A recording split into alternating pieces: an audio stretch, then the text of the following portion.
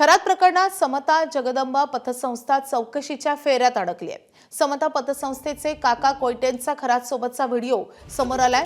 समता पतसंस्थेचे संस्थापक काका कोयटे खरातच्या पाया पडत असल्याचं या व्हिडिओतून समोर आलंय।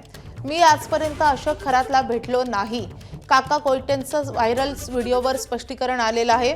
मात्र हा व्हिडिओ आता समोर येतोय, हा व्हिडिओ व्हायरल होतोय, त्यामुळे आता या प्रकरणी कोयटे यांच्या देखील अडचणी वाढणार आहेत।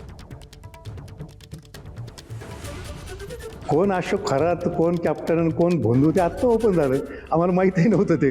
नाशिकमध्ये तो कार्यक्रम, तो फोटो पाहिल्यानंतर मी त्याची पडताळणी केली आहे। नाशिकमध्ये पतसंस्थांचा एक कार्यक्रम होता आमच्या फेडरेशनचा, त्याच्यात ते अशोक खरात आले असतील आणि मी आयोजकांना ज्यावेळेस विचारलं, आयोजकांनी सांगितलं की हे नवीन आपल्या पतसंस्था चळवळीमध्ये आलेले, त्यांचा सत्कार करायचा। ते स्टेजवर आले, त्यांचा सत्कार केला। आता पाय जर मी त्यांच्या पडलो असेल, हिंदू संस्कृती आहे, वयाने छोटं जरी असले तरी हिंदू संस्कृती आहे। एकमेकांच्या आता वारकरी संप्रदायामध्ये लहान जरी असलं तरी एकमेकांच्या पाया पडतात। स्वतःला आध्यात्मिक गुरु म्हणून घेणाऱ्या भोंदू अशोक खरातच्या पापाचा घडा आता भरत चाललाय। त्याच्या विरोधात नाशिकच्या सरकारवाडा पोलीस ठाण्यात फसवणुकीचा आणखी एक गुन्हा दाखल झालाय।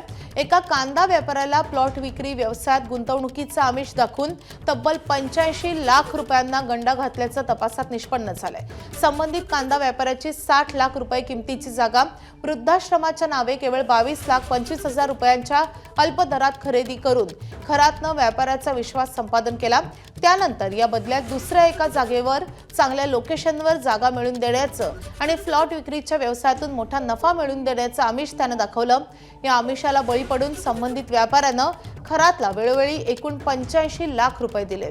तसंच पैसे आणि जागेसाठी तगादा लावू नकोस, अन्यथा तुझ्यावर देवाचा कोप होईल असा शाप देत कांदा व्यापाऱ्याची फसवणूक केल्याचं उघड झालंय। भोंदू खरात विरोधात आतापर्यंत 12 गुन्हे दाखल झालेत। 12 पैकी 8 लैंगिक शोषणाचे गुन्हे तर 4 गुन्हे आर्थिक फसवणुकीचे आहेत। एबीपी माझा, उघडा डोळे बघा नीट।